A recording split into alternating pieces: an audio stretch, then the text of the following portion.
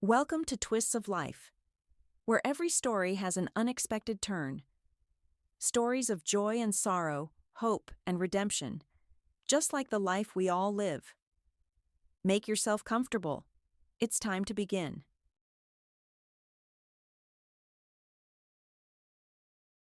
A strange, inexplicable state enveloped him. He felt every cell in his body, but could not move, as if chained by invisible bonds. Smells and sounds penetrated his consciousness, but remained meaningless, alien, devoid of names and meanings.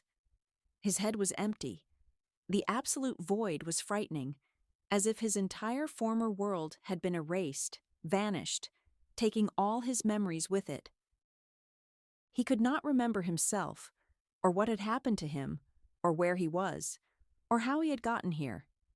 The only thing he understood with absolute clarity was that he was lying down. Everything else, including his own name, thoughts, and feelings, was hidden behind a dense, impenetrable fog. He lay there, immersed in this strange, frightening unknown. Finally gathering the remnants of his will, as if preparing for a dangerous trial, he tried to open his eyes. His eyelids fluttered, and through the utter darkness, pierced by darting colored spots, weak, barely noticeable glimmers of light broke through. They grew, merged, turning into two shimmering slits, and blindingly bright daylight flooded into his eyes. At the same instant, an unbearable pain pierced his head, making him shut his eyes in fright and silently beg for the return of the blessed darkness he had so rashly abandoned. There, in the darkness, it had been so calm, so safe. Now the pain thrashed in his head without rhythm or measure, absolute, omnipresent, unbearable. It was the strongest pain he had ever experienced, and strangely, he remembered this perfectly clearly. He groaned hoarsely, a pathetic, desperate sound escaping his throat.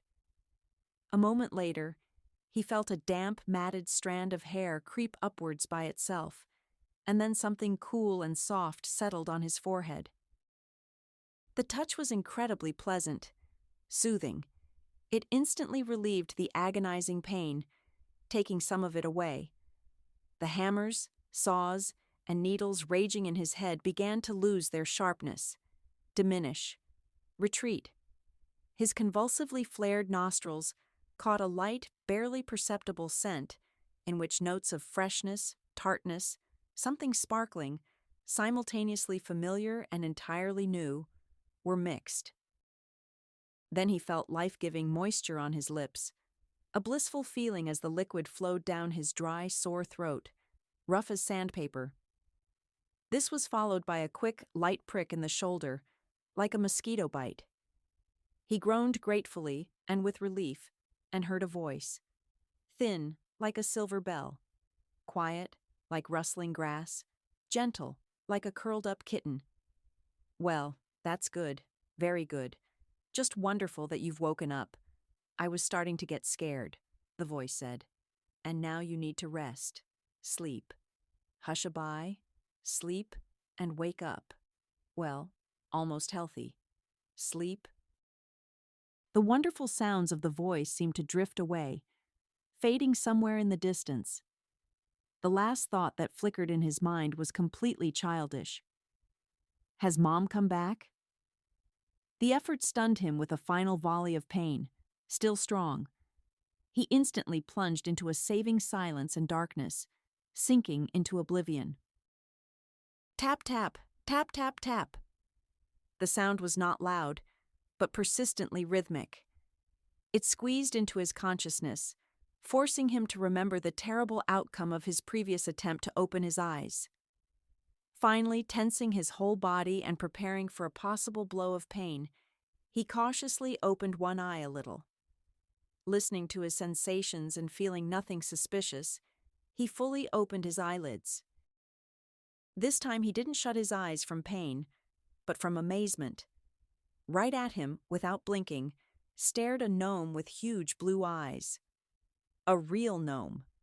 Short, half a man's height, with a long gray beard, thick drooping eyebrows, a large nose, and a huge red cap.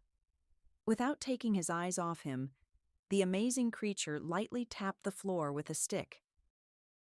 Noticing his bulging eyes, the gnome tilted his head to one side, tugged at his beard, and giggled. He closed his eyes, hoping the strange vision would disappear when he opened them again. But it only got worse. Now, instead of one, he saw two gnomes. This one was a little taller, or maybe his bright blue cap was just bigger. "It's clear, I've gone mad. I'm definitely having hallucinations," he thought with surprising calmness. And quite strange ones, and characteristically, quite persistent. The phantoms not only showed no intention of disappearing, but on the contrary, began circling around him with sounds resembling a very familiar tune. Obviously attracted by these strange calls, a third gnome joined in, now in a bright yellow cap. "Yes, it's clear. I've gone crazy," he thought with surprising calmness, watching the round dance of multicolored caps with some pleasure. "Well, at least I'm going crazy cheerfully, with songs and dances, and I could have been losing my mind in the company of some scary spiders or skeletons. But these are such nice guys, and they sing wonderfully. What are they singing? Something very familiar, long, long forgotten." He listened closely. Oh my God, it's a little Christmas tree was born in the forest. Of course. He smiled with difficulty, crookedly, and moved his lips, involuntarily repeating the words of the children's song. "All right, quick, all of you, get out of here." He suddenly heard a voice. He recognized it immediately. It was that same soft, silver-whispering timbre that had made him feel so calm last time. True, now it wasn't whispering, but contained angry, ringing notes of annoyance, clearly directed at the mischievous gnomes. In response, there was a chorus of stubborn snorts. "Don't you dare come into this room!" The voice came from somewhere to the side, and he couldn't manage to see the speaker. He was still afraid to turn his head. "But this is our room. We have our things here. And I need to get under my bed. Anyway, I need to. And have you seen the markers? And I don't want to sleep next to Alex anymore. You know what he does in his sleep? I'll tell you later in your ear." A clamor arose. "We'll sort it out later. Now take hold of each other and form a train. Out the door. Quick," was the response. The gnomes obediently grabbed each other's clothes. The one in front, with full responsibility for the mission entrusted to him, dragged the colorful train away. Watching them go, he tiredly closed his eyes.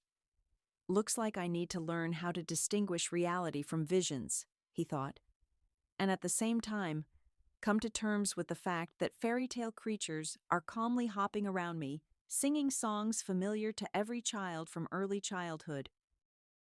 "How are things?" A voice sounded above him, and he again felt the thin, slightly tart scent of freshness. "Oh yes, you're doing very well. You can look right here, at the tip of my finger." He obediently focused his gaze. "Okay, good. Now I'll move it. Don't take your eyes off my finger. Good. Okay. More. Look at the finger. Why can't you?" He really couldn't. But not because his eyes refused to obey him. Not at all. It was simply because he didn't want to take them off the face leaning over him. A fairy?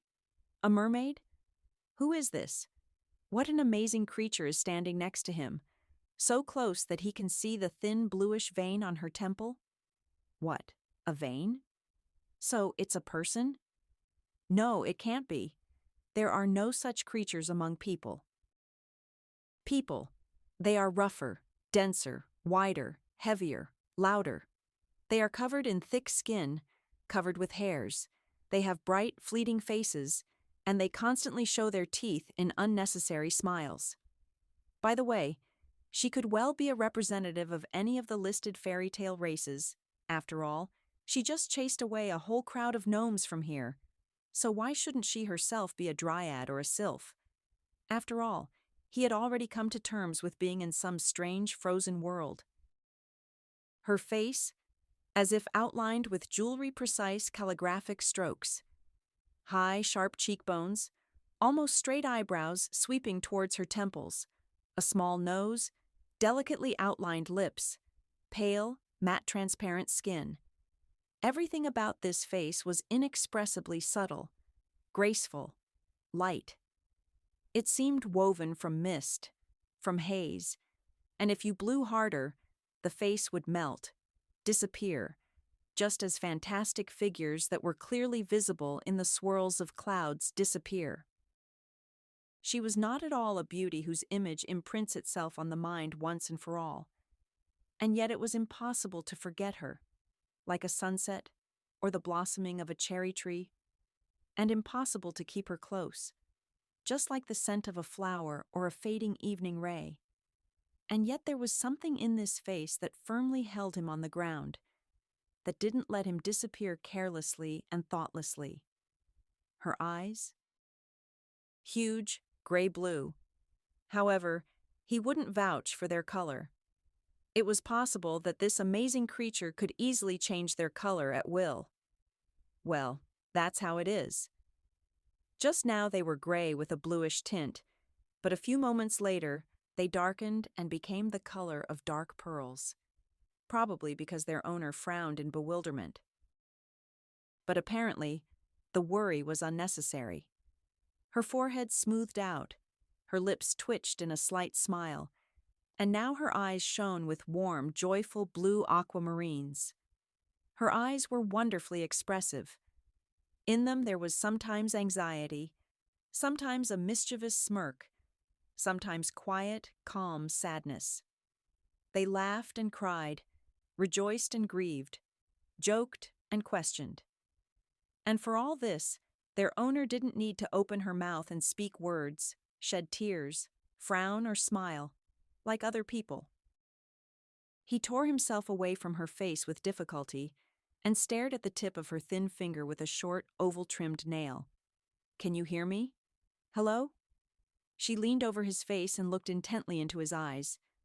This made him gasp and his throat tickle. "Look at me. Like this. Good. And now again. Look to the right. Now to the left. Good. Well, seems okay." She mumbled something in her elven, human? Pupils are calm, temperature is normal, no nausea, eye movement is painless. Let's assume you got off with a slight fright. Yes. He nodded happily. Not understanding a word she said, he would have agreed to anything without hesitation now, just so she would stay near him as long as possible. It suddenly became completely unimportant to him where he was, what was happening to him, even unimportant who he himself was, and why he couldn't remember it. If all this was the price for meeting those incredible eyes, that elusive light smile, slightly unsettling, pale, thin lips, those hands smelling of green leaves, lemon juice, and rain, well, he would gladly agree to such a price. And then the fairy surprised him. With strong, nimble, not at all ethereal hands, she unexpectedly lifted him by the shoulders and shoved a pillow under them. "Well, now you need to eat," she said. After these words, so simple and earthly, he finally came to his senses. Until this second, he had been as if in a trance, in some enchanted state, powerlessly observing the amazing phenomena changing before him. And now the hypnosis was over, and immediately his head, ribs, leg, and for some reason, the bandaged fingers on his right hand began to ache, throb, and twitch. And his stomach rumbled, so loudly that she listened in surprise and nodded understandingly.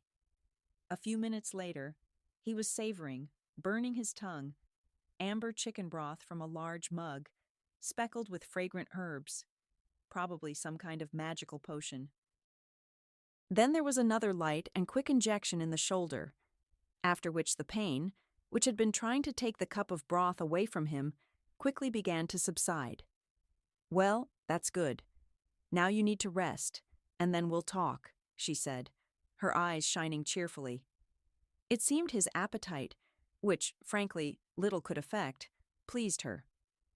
She helped him lie back down on the bed and, dimming the fragile winter bright day, drew the curtain. Although it seemed to him that she had done it with some magical movement. Tell me.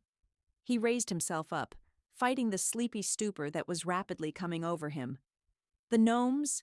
Were the gnomes really gnomes? She turned around and laughed, as if scattering silver bells. Yes, the gnomes were real. Good, he whispered to himself. So everything else was also real. So she also really exists. With this comforting thought, he fell asleep. His third awakening was simpler, much more pleasant than the previous two. He lifted his eyelids, not even remembering the fear of pain, and immediately began searching with his eyes for his fairy, as he mentally called the striking creature that left a disturbing charm. Disturbing because he still didn't understand anything, and for some reason didn't want to start understanding. He seemed to be suspended between his past reality and a new, unknown one, and frankly, he didn't want to go back. Perhaps she felt he had woken up, and she appeared. Yes, she didn't walk in, she appeared, as if woven from air. Good morning, day, evening, she said, looking intently into his eyes. Excellent sleep. You could even say outstanding. She pulled up a chair and sat down on it. Well, let's talk. She tilted her head to one side. Do you remember anything? Of course, everything, he nodded. You, the broth, the gnomes, 3 of them, red, blue, and yellow. And you. And that's all? She asked again. And that's all, he nodded cautiously. How could he explain to her that for some reason he didn't want to remember anything else, when he had her face, the smell of freshness from her thin hands, and the funny breezy song about the little Christmas tree? Well, okay, let's start with the simplest. She was relentless. What's your name? My name. He was surprised. It turned out he had forgotten that every person simply had to have a name. My name is... Something was on the tip of my tongue, and it's gone. I don't remember, he shrugged guiltily. I don't know. Well, isn't that a problem? And I don't know either, she sighed. You see, you had nothing on you. No documents, no phone, no card. Absolutely nothing that could help us understand who you are, where you were coming from. Maybe you remember a name, an address, a phone number? Anything at all? No. Apparently, you have amnesia. Temporary, we hope. Don't be scared. She looked at him doubtfully, obviously seeing no hint of fear on his face. It happens, and quite often, with head injuries, contusions. You need to get a good rest and try to remember yourself. How did I end up here? At your place? He asked, although he really wanted to say, with you. Listen, she smiled. It's a bit awkward that we're using the formal you, like in an interview. Let's switch to the informal you, okay? Hey, what's wrong? Are you feeling bad? Dizzy? She leaned in anxiously, watching his strained face. Yes, something's wrong, or rather, about to be. How awful. How could he admit to the magical fairy that he was starting to be tormented by the most earthly, prosaic need? What was he even supposed to do now? He looked at her with a shy plea. Ah, I see, she nodded calmly. Well, get up. Let's go. You're not as unable to walk as you might think. By the way, that's all the more reason for us to switch to the informal you faster. Such matters are easier to resolve between good comrades, aren't they? He didn't even notice how, to the sound of her silver voice, he found himself awkwardly standing on his feet, tucking his tightly bandaged limb under him. Just a bad sprain, she explained, following his gaze. With a quick, fluid movement, she slipped under his arm. And so they hobbled to a place that, to his surprise, existed not only in the homes of mere mortals, but also in the dwellings of fairies. There, he looked at his reflection and recoiled in fright.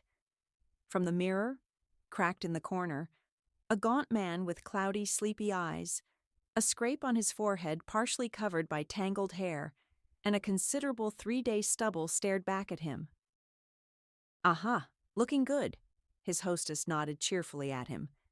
"But I must admit, it somehow suits you. We even gave you a nickname, the Noble Night Bandit. The boys think you fought bravely but couldn't stand against 100,000 enemies." She smiled. "Well, it's okay. You'll get a little stronger now. I'll give you a razor, a comb, and you'll be clean-shaven, decent, and boring again." He really wanted to ask who we were, what boys she was talking about, and why being clean-shaven was boring, but he didn't dare. "Well," she said, when he was back on the bed. "So, you don't remember anything? Well, then I'll tell you what I know. Maybe you'll have some memories. Something will suddenly come to mind. Okay." She paused. "By the way, my name is Victoria. Vicky. This is my apartment. So you can stay here as long as you need, completely comfortably."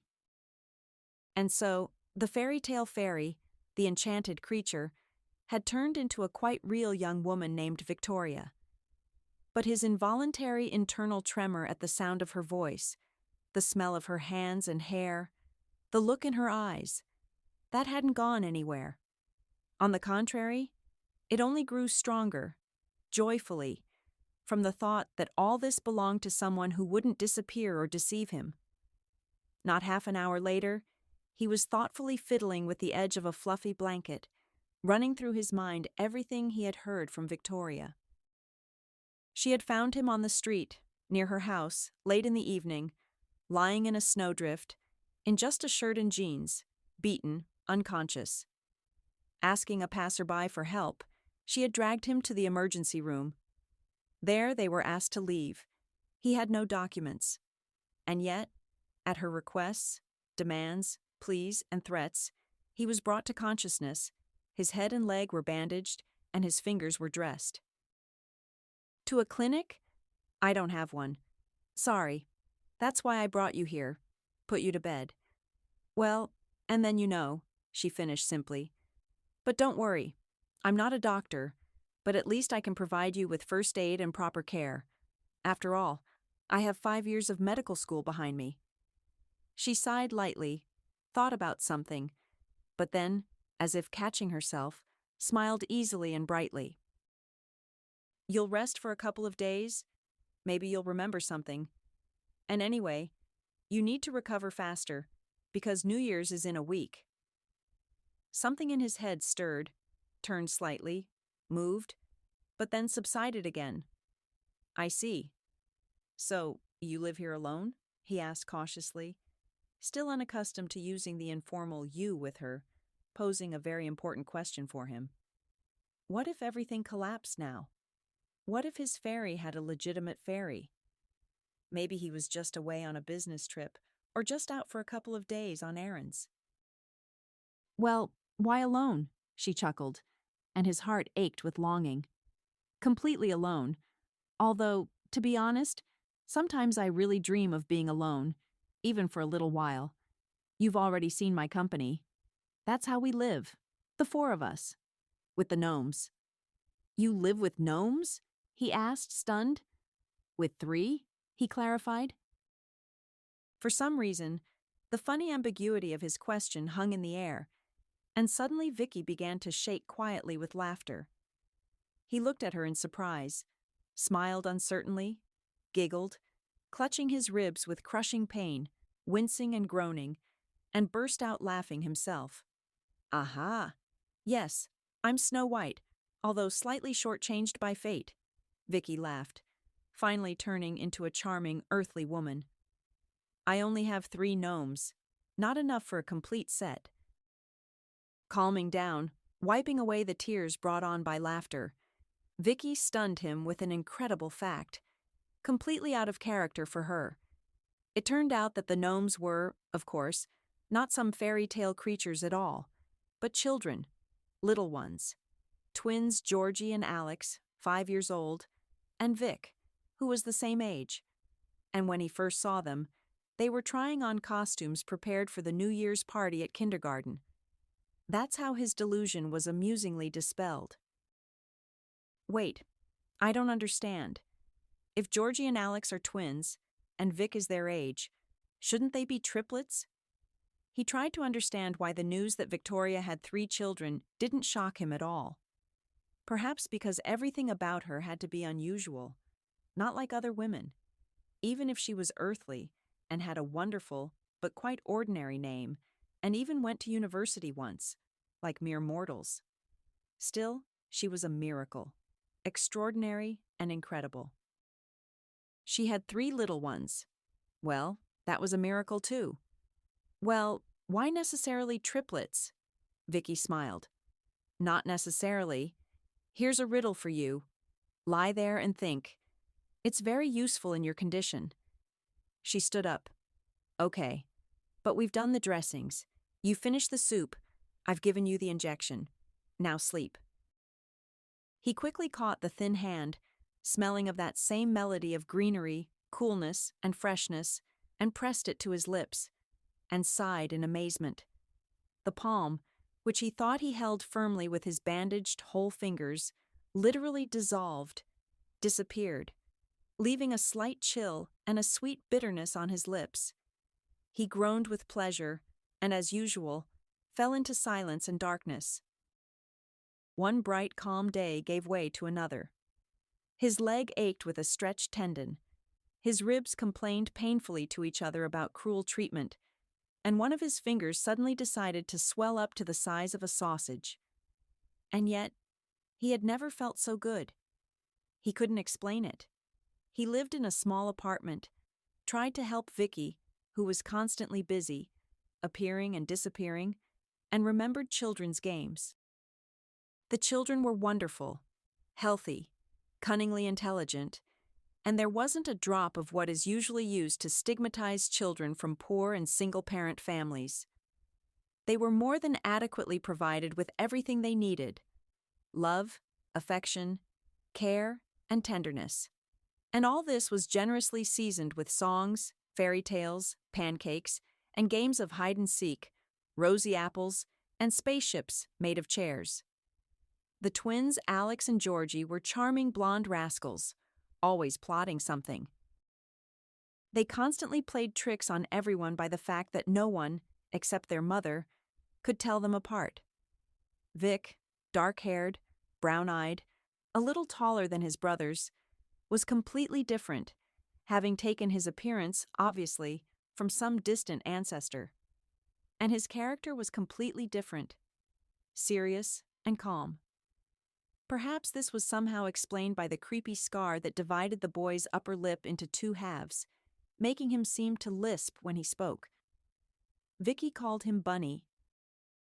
However, as soon as the boy entered the orbit of his brothers, there was no trace left of his thoughtfulness and seriousness, and 3 voices and 6 limbs united for common achievements. And suddenly he began to remember. The second day of their life together was ending. The little ones started their usual cheerful roughhousing on the floor, but after a while, one of the twins slightly detached himself from the friendly tangle of arms, legs, and heads, and seized by an unexpected creative impulse began to sing, "Tony, Tony, let's go dig for potatoes." "Tony, Tony, let's go dig for potatoes." His comrades supported him in unison, willingly and immediately. Vicky laughed, and he twitched and lunged forward, but got tangled in the blanket and almost fell off the bed. "Potatoes. Tony, I remember. My name is Potato. I mean, Tony. Anthony. I'm Anthony." "Well, hello, Anthony. Nice to meet you." She smiled, and her eyes shining, now bright blue like the sea under the sun, shook his hand. "Well, Anthony," she said his name with pleasure, "the first step is taken. Now everything should go faster. And you probably need to contact the police. They're surely looking for you, worried." Although she involuntarily looked at his washed and ironed, but frankly worn jeans and shirt, with a collar frayed to threads.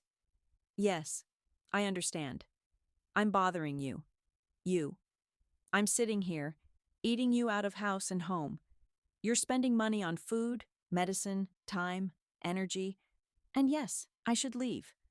I understand everything, but I don't want to leave. The words escaped him unexpectedly and surprised him no less than Victoria. Well, if you think so, she smiled. Of course, you can stay with us for a couple more days. Get stronger. Frankly, I'll be happy if you stay for a couple or 3 days. Here, we've all had runny noses, as always, all three of them.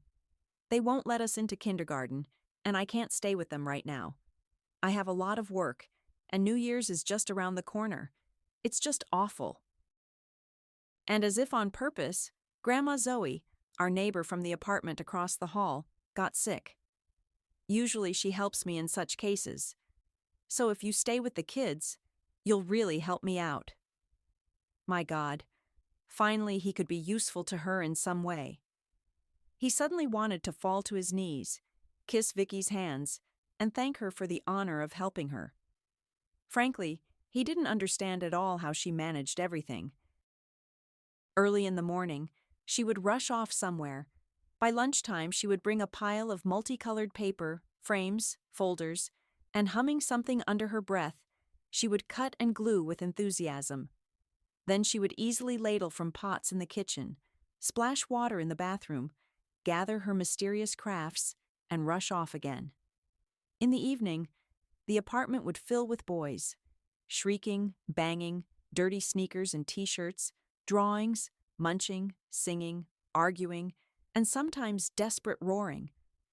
Finally, everything would quiet down, and Vicky would disappear, like the last ray of sun, sometimes for the whole night, only to appear at home as unnoticed as the first morning light penetrates it.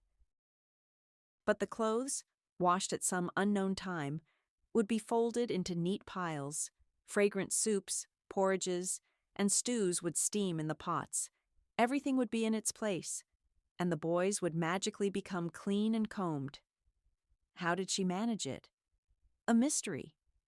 Perhaps it was one of her magical secrets. Victoria reluctantly told him about her life, or rather, said nothing at all, just smiled. So there was no doubt about the futility of these stories. Why talk about the past? Isn't it obvious that here and now she is absolutely serenely happy? That she is completely content with life, enjoys every day of it, and only dreams that, God forbid, nothing would change? Only much of what surrounded her somehow didn't fit the concept of absolute happiness. However, how could he judge what this amazing woman truly needed? Maybe she really was happy? Her frozen fingers, her lack of a winter-down jacket, and the sole of her boot threatening to fall off any moment, which she was gluing, thinking no one saw. These were certainly no reason to refuse a cheerful walk with the boys. And what did it matter, for example, that the wallpaper was faded and darkened in the corners, that the old refrigerator was shaking in its last convulsions, and that only one burner on the stove worked properly? So what? Did all this prevent the unrestrained fun that reigned in the house, or make the dishes less tasty? No, quite the opposite. It was so fun and great to draw on the faded wallpaper all together, and no one else had such pictures on their walls. And perhaps it didn't matter at all, that light, but noticeable shadows had permanently settled under her amazing eyes, and her small collarbones stretched the thin, pale skin so that it constantly looked as if it was about to tear. Well, maybe that's how they were supposed to be. Translucent, weightless. But really, where have you seen a fairy with rosy cheeks and excess weight? Realizing that he wouldn't get anything out of Vicky anyway, Anthony looked more closely at everything that surrounded her and at the people living nearby. The house was small, 2-story, and with one entrance, very old, with a wide, creaky staircase. In 4 apartments, everyone knew everything about everyone else, and a little more besides. The house was sick, celebrated, grieved, was indignant, and rejoiced. In short, it lived. And Victoria was its small, brave heart. Anthony was convinced of this very soon. Holding onto the railing, the man was already quite skillfully hopping on his 1.5 legs, accompanying the gang of boys outside. "There they are!" shouted Irene, the neighbor from the ground floor, who everyone called Auntie behind her back, almost trampling them. She was known for her quarrelsome, distrustful nature, was habitually in irreconcilable confrontation with someone from the neighbors, and of course, was extremely dissatisfied with the bunch of constantly noisy boys who left trails of footprints on the clean floor of the entrance, as well as balls, candy wrappers, stray cats, mittens, scoops, and God knows what else from the kids' senseless arsenal. "Sorry, I forgot to give instructions before going out," Anthony laughed, hobbling up to the woman standing in the pose of a punishing fury. "You can't knock sense into them," she grumbled. "They're blockheads. 1, 2, and 3. "Oh, why are you like that? Why say that?" Anthony shook his head. "They're wonderful kids, and so friendly. It's strange that only Vic is completely unlike either Vicky or his brothers. Just not a bit. And for some reason, he says he was born on June 10th, and the boys on the 25th. Well, he's not Vicky's, and he's not the twins' brother," the neighbor replied. "Well, he's not related to them. That soft-hearted fool took him from the maternity hospital along with her own. 2, of course, would be too few. But 3 is just right. He's an orphan." She looked angrily at Anthony's puzzled face. "Don't understand?" "Well, they abandoned him at the maternity hospital. His own mother abandoned him. He was born like that, a freak, with a cleft lip, and everyone wants perfect babies, who look like angels, as if they're going to live in heaven afterwards." The woman smiled bitterly and maliciously. "Well, and so, she dragged 3 home, like a cat, honestly. Sometimes she doesn't have enough to feed her own, and she put someone else on her neck." The years of bitterness that had permeated Irene were now clearly struggling with something bright and pure. And suddenly, kindness won. The woman smiled, and her usual mask of grimness and caution seemed to fall from her face. Although, of course, Vicky saved Vic. Where would he go like that? No one else would have taken him. Straight to the baby home, and then to the orphanage. And there, can you imagine what would happen to him? Like that there? They would have ruined the boy, that's all. And suddenly, as if catching herself, she winced. Her life will start from this. Well, not life, but hard labor. Now she's working herself to the bone at 3 jobs. Soon there'll be nothing left of her. And all of us women are fools. That's how we live, for God knows whom, giving ourselves completely, and then we're left with nothing. You work like a camel without rest. Then you stand in the kitchen. Then you sleep almost standing up, like a warhorse. She looked at Anthony, who had already started to go down towards the exit of the building. No time to think about yourself, to go to the hairdresser, for a massage. Just live one day in your life just for yourself, like a real woman. I'm a woman too, by the way. And tell Vicky, if she's really going to decorate the tree in the yard, she can clean up the trash herself afterwards.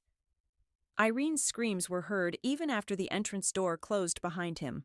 Ah, so that's who Grandma Zoe is these days.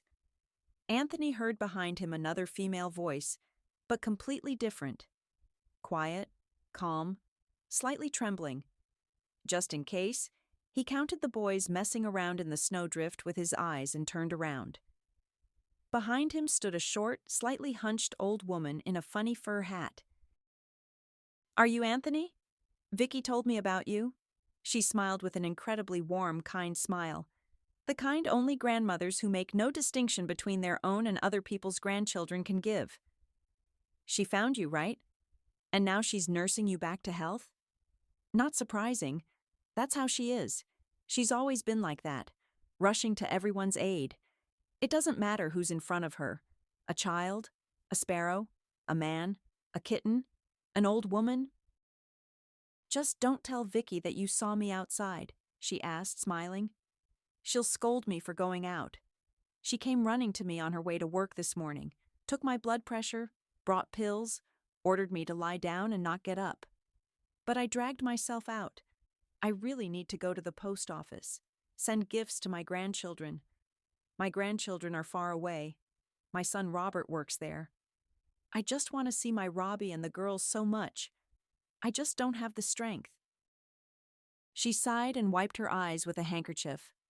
No, I don't blame Robbie, she justified her son, unknown to Anthony.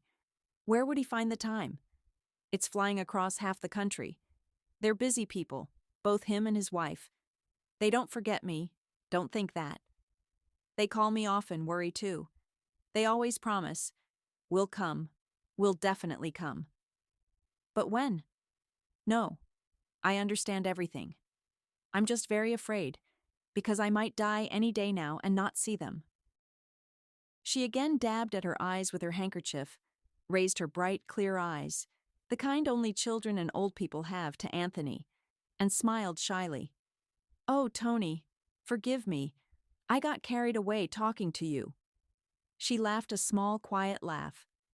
You just reminded me of my Robbie. Well, it was nice meeting you. Just remember. As she said goodbye, she walked away, carefully clutching a package to herself, obviously containing gifts for her granddaughters.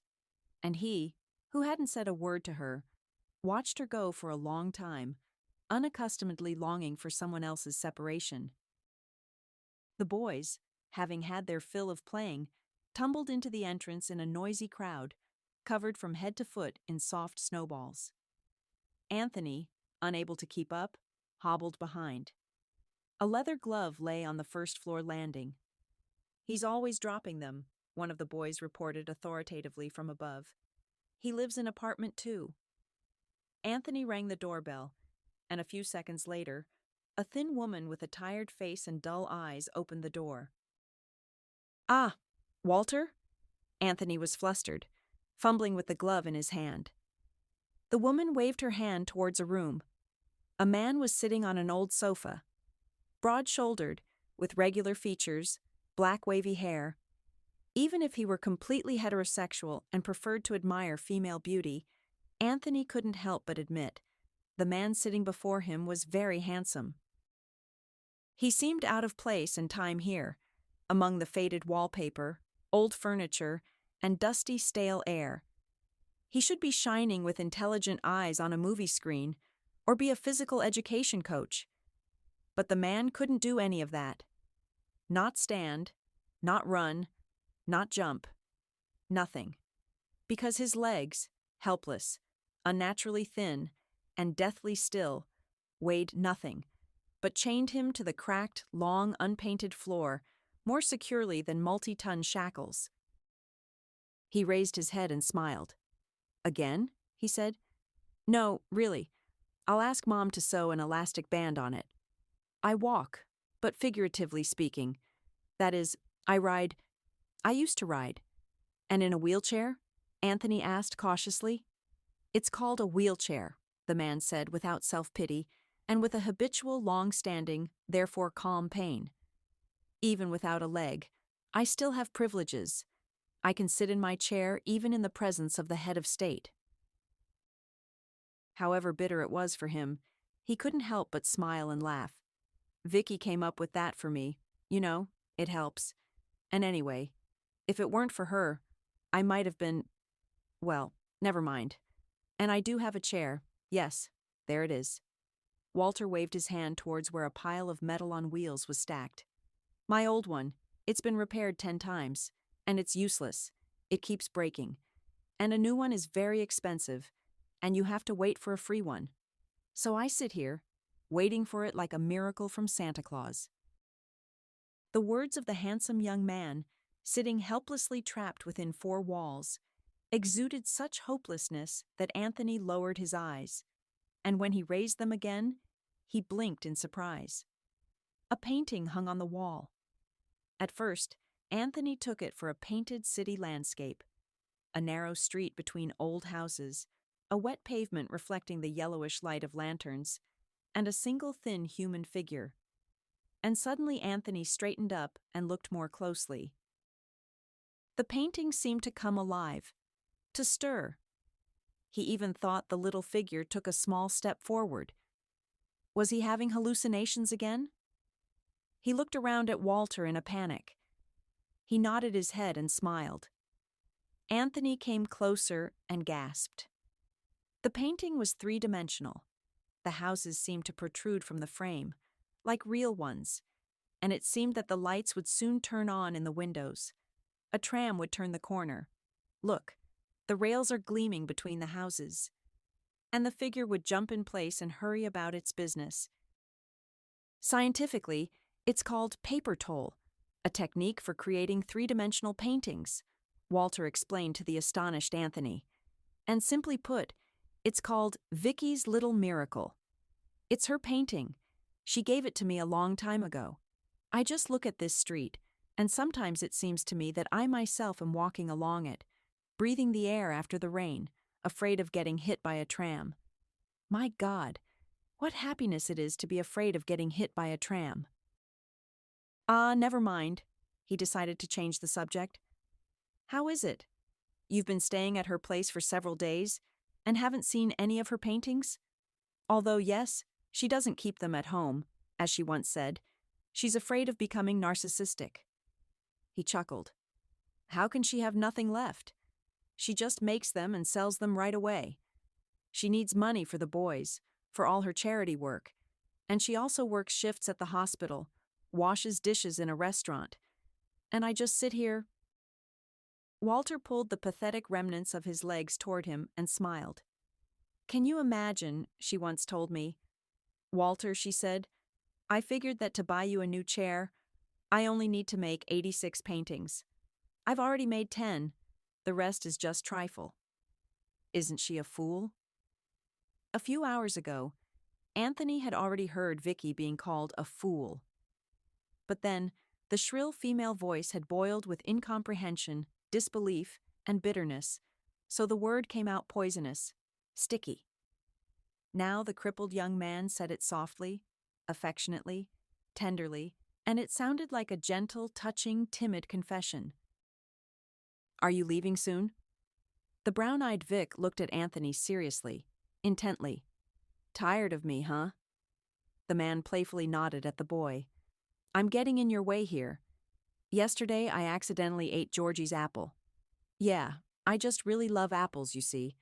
I've always eaten several at a time since I was a kid, even with the seeds. Anthony froze. Something inside his head powerfully lunged, jumped, like a fish thrown onto the shore trying to get back to where everything is familiar and understandable. But having lost strength, it subsided again. That wasn't Georgie's apple, it was mine. Actually, he ate his right away. What does that have to do with anything? He heard Vic's voice and looked at the boy bunny in confusion. I'll give you all of mine. The twins will too. Just don't leave us. At least until New Year. Why? Anthony was amazed. I'm no use to you. It's just that Mom doesn't cry anymore, Vic explained patiently and somewhat frighteningly due to the seriousness in his eyes. Well, ever since you came to us, she hasn't cried once. She thinks I don't see, and nobody sees. But I see. And on New Year's, nobody should cry. Everyone should be happy. Like us. Like me. Vic said the last words confidently. The little boy, born to be disadvantaged, held his head high, boasting about something he couldn't possibly have by definition. Happiness. Vicky, Anthony looked at her. This smell, so fresh. What is this smell? She asked, surprised. Ah, that's verbena. I've always loved it, and it scares the boys away, like mosquitoes. If I use a little too much, they start sneezing and leave me alone. Anthony, what's wrong? He swayed, closed his eyes, and clutched his head. It hummed. Verbena. Of course. The freshness of wet leaves and citrus. That's the smell of verbena. Mom, this is my gift, Sonny. These are my favorites. Anthony, we're breaking the contract. Deal with this immediately and personally. You're something else, Miller. 18,000 euros for a week's vacation. Only you could do that. And the reports will be there. That's what's expensive. I need to change my car. Or rather, you need to change my car. Tony, stop eating apples with seeds and stems. Really, what is this? You'll have stomach problems. The USA? That restaurant? You'll buy it out? Oh, let's go to the one where we had such a great time with those, well, you know. Mr. Miller, one call from you, and the delivery is ours. Oh, Tony, you finally tracked down that diamond watch. How much did you pay? How much? $500,000? Well, actually, that's fine. How can you live in this apartment? The split system is useless here. Miller, remember? The day after tomorrow, the whole gang is flying to the Champions League final. 5 boxes booked. Phrases, whole and fragmented, voices, engine noise, crowd shouts, computer whispers, racing car roar, mobile phone melody, clinking cutlery, airport announcements. All this cascaded down on Anthony like a mountain avalanche. It thrashed in his head chaotically, senselessly, as if trying to quickly find and occupy the places it had lost a few days ago.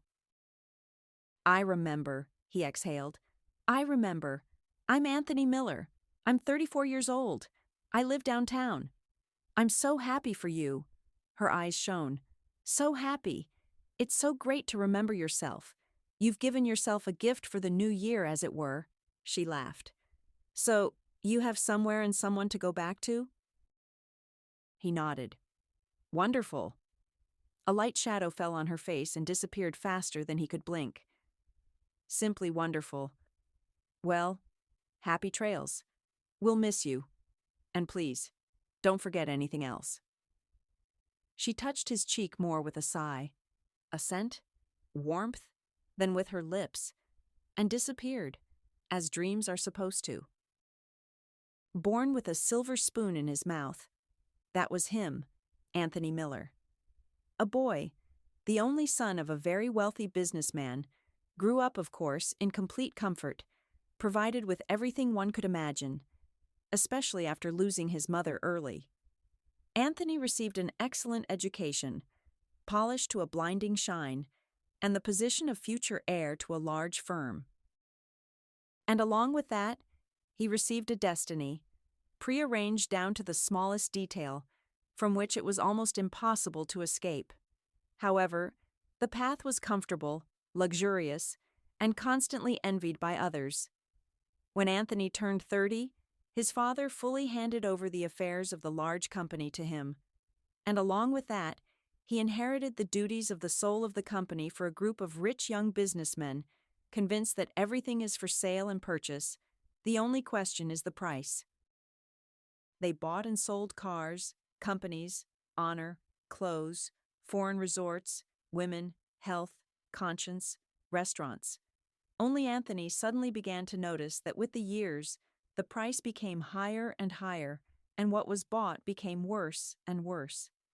Life began to offer outright garbage, from which his head ached with melancholy, and his heart grew indifferently cold. And then, at the very end of the year, there was a half-joking bet. When was the last time you worked in a way that didn't involve tapping on a laptop keyboard, yelling into a phone, or bossing secretaries around, but really, with your hands? What can you actually do? If we took away your credit cards, your supercars, you'd starve to death in a week, one of them started. I still remember your screams on the plane that people with illnesses should fly on separate flights. When was that? And anyway, that's not the point. I can easily live without money. Want to bet? Anthony held out his hand. Bet, exclaimed his friend. My driver's parents are just moving out of an old communal apartment. There's your place to live. Just remember, you give up everything. Your watch, your ring, your $100,000 sneakers, all your credit cards, phones, and we'll monitor your accounts. And you won't pull out my porcelain teeth, Anthony grumbled. That would be great, his friend chuckled. Well, okay, you convinced me. Until Christmas. On our Christmas trip. Deal? They shook hands in front of a large crowd of cheerful witnesses. That's how Anthony Miller ended up on the outskirts, more like a slum than a city district, in an old half-empty apartment with leaky pipes. For 2 days, he honestly held out, so to speak, on his subcutaneous fat. And then, to get food, he almost fought with stray dogs he met. He managed to get hired to unload a huge truck full of groceries. Dragging another box, he slipped on a banana peel discarded by someone's shoe. He felt quick, rough fingers search his pockets and pull the not-so-great jacket from his shoulders. And then there was cold, darkness, and silence, pain and fear. The smell of verbena, the song about the little Christmas tree that was cold in winter, and an adventure the length of a small life. Gnomes and a handsome invalid, a poor little apartment, a paper masterpiece on the wall, a lonely old woman, and the most delicious chicken broth in the world. But most importantly, huge shining eyes, a silver voice, and thin, strong hands with protruding bones. All this could not be bought with money. Or could it? He arrived at the familiar house and immediately saw Vicky. She was decorating a large, fluffy fir tree standing in the middle of the yard. "Anthony!" she exclaimed, her gaze sweeping over the huge black SUV, the perfectly fitting coat on the man, his shiny boots, and she smiled. "I see you really had something to remember." "Yes, well," he said, not knowing what to do with his hands, his eyes, or himself at all, from the sharp feeling that he was completely alien here. How could this be? It had been so good just recently. They smiled at him. They loved him. Poor, sick, remembering nothing. He was one of them here, and he was happy. And now? What now? Vicky seemed to guess his thoughts and asked, "And what now?" "I wanted to... Thank you." He pulled a plastic card from his pocket. "What is this?" she asked with her eyes. He had never seen that look in her eyes before, and he had thought he had already studied all the shades of her eyes. Now they were gray steel, and he mumbled, "Vicky, well, this is money. For you, for the boys, well, for repairs, clothes. No, don't think. There's a lot, really a lot.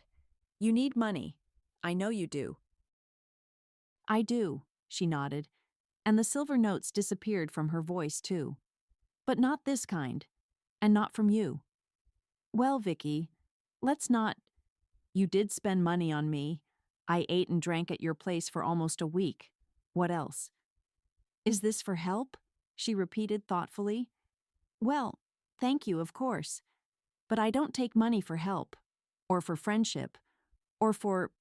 Anyway, I don't need anything from you." She shook her head and added with a smile, "Well, imagine. We thought you were a noble bandit, but you're just a rich shopkeeper. We were wrong. I was wrong. Again. And it's a pity." He sat in negotiations, observing the people detachedly. Opening? Just help? He loved her. Can you hurt someone you love? Or can you? What had he done?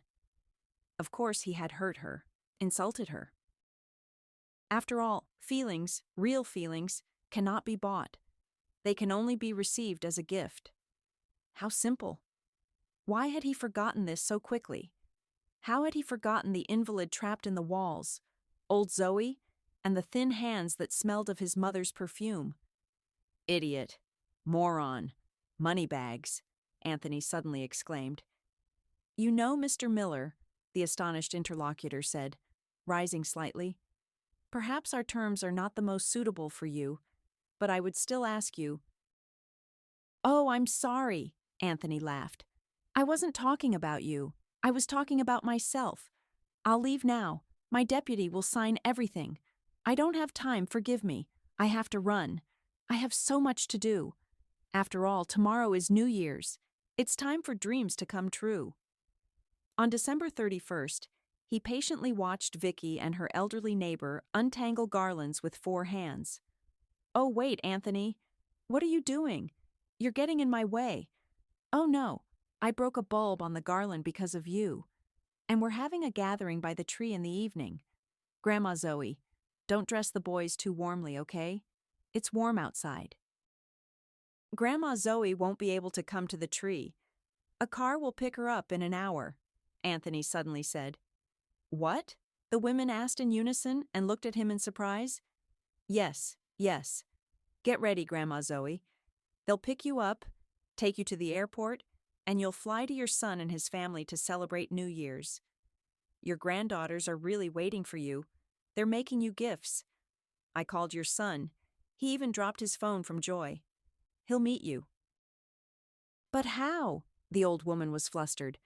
Tony, I won't make it. I'll die. You won't die, Anthony nodded decisively. It's a private jet. A doctor with the necessary equipment will be with you constantly to help you in case of anything. I'm flying. The old woman nodded decisively and even stamped her foot. No, you can't, Anthony thought. He hasn't earned that yet. I still need to visit your neighbor from the first floor. Walter. Anthony, limping, stumbled into the apartment, pushing before him a light but stable wheelchair, which looked more like a modern, stylish minicar for one. This, of course, won't replace your legs, but you know it's an amazing thing. Maneuverable, light. Honestly, I rode in it for half the day myself. He smiled. Everything is adjustable. Armrests, footrests, backrest, headrest. Walter, honestly, it's more comfortable than in an expensive foreign car. And most importantly, electric drive. 50 kilometers without recharging. I don't envy whoever goes for a walk with you. You'll wear anyone out now. And the wheels can handle anything. Asphalt, snow. You can even go into the desert. Walter, oh please, it's just a chair. Walk, Walter, as much as you want. Walk. Anthony felt his hand squeezed by surprisingly strong, warm, and honest fingers. Well, are you getting used to the new device? He nodded to Walter's mother, who was flustered, disbelieving, not knowing whether to cry or laugh, but who had already somehow shed her hopelessness and gloom. She looked at her son and openly admired him. We're waiting for everyone at Vicky's place by the tree tonight. After all, New Year's is coming soon. They finally gathered in the yard, by the fir tree shining with garlands, under a light snowfall. The boys, who were reluctantly pulled away from a mountain of gifts, Walter, incredibly handsome, looking confidently ahead, obviously into the distances where he would roll in his new chair, his mother, looking 20 years younger. Victoria. He had no one to compare her with, his beloved, and there was no need to. Oh, look who's here! Not a speck of dust on him. Irene's inimitable, creaky voice rang out. Well, imagine. So our foundling turned into a prince. Who would have thought?